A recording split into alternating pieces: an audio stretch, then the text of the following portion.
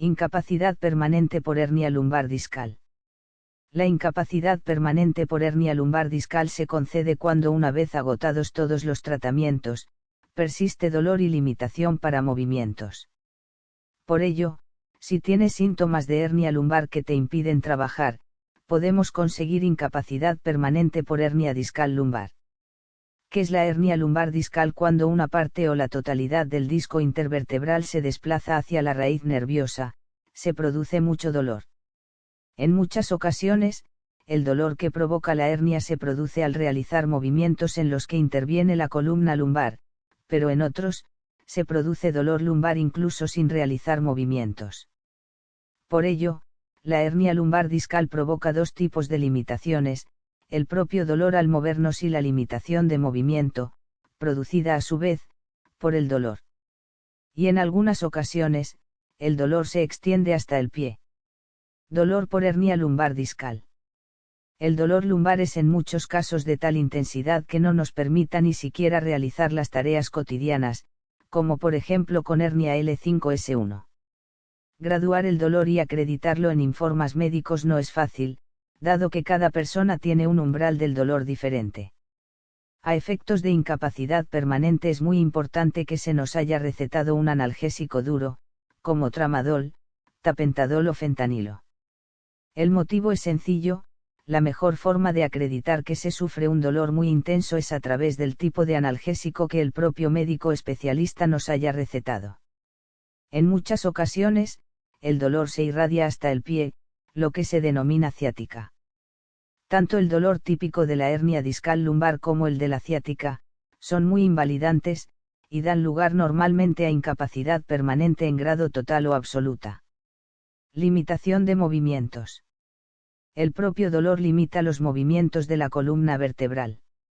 Dependiendo del grado de dolor podremos realizar movimientos con mayor o menor amplitud y cargar más o menos peso.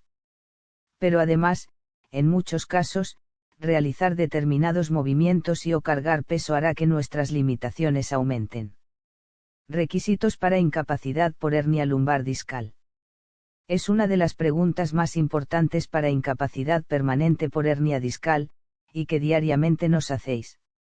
En primer lugar, debemos obtener informes en los que se indique la enfermedad de forma clara, y las limitaciones que nos provocan. Es decir, los informes médicos deben indicar que se sufre dolor muy intenso, y que no cede ante ningún tratamiento.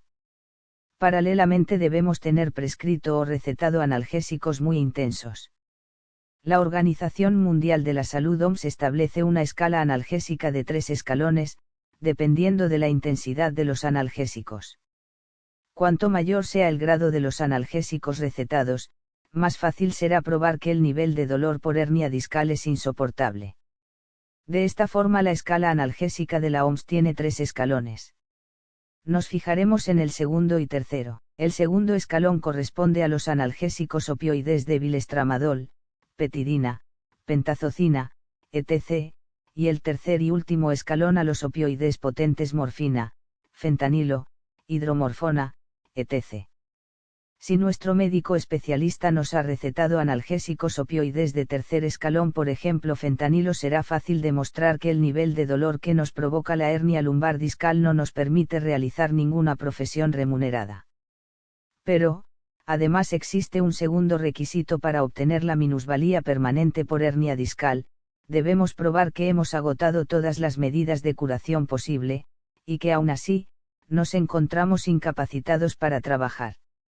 Existen muchas medidas terapéuticas de recuperación, como por ejemplo la rehabilitación física, fajas lumbares, dispositivos de electroestimulación, intervención quirúrgica, etc. Se trate de hernia L4-L5, hernia L5-S1, hernia L3-L4 o en cualquier otro nivel de la columna vertebral. De esta forma, además de encontrarnos limitados para realizar nuestra profesión habitual o cualquier profesión, debemos probar que nuestras limitaciones no son curables, es decir, previsiblemente definitivas. ¿Qué valora el Tribunal Médico? El Tribunal Médico es la primera fase del proceso de reconocimiento de incapacidad permanente por hernia lumbar discal y valorará si las limitaciones que padecemos son suficientes para incapacidad permanente. Nos reuniremos con un médico evaluador que nos pedirá informes médicos y nos preguntará cuáles son nuestras limitaciones. Debemos ser claros al explicar cuáles son nuestras limitaciones: movilidad de la columna, sentarnos, dolor al cargar peso, al deambular, etc. Para que se conceda la incapacidad permanente. En caso de que se desestime la petición de incapacidad permanente, deberemos solicitar el informe médico de síntesis, que nos será de gran ayuda para preparar la reclamación previa de incapacidad permanente y posterior demanda judicial. Es necesario operarnos hernia discal L5-S1 si nos encontramos pendientes de intervención quirúrgica de hernia lumbar discal. Debemos esperar a ser intervenidos para solicitar la incapacidad permanente. El motivo es sencillo. Uno de los dos requisitos de incapacidad es que las lesiones y limitaciones sean permanentes. Por ello, si nos vamos a someter a intervención quirúrgica, cabe la posibilidad de que nos recuperemos. Una vez nos intervengamos, deberemos obtener informes médicos en los que se siga constatando que padecemos dolor intenso y limitaciones de movimiento.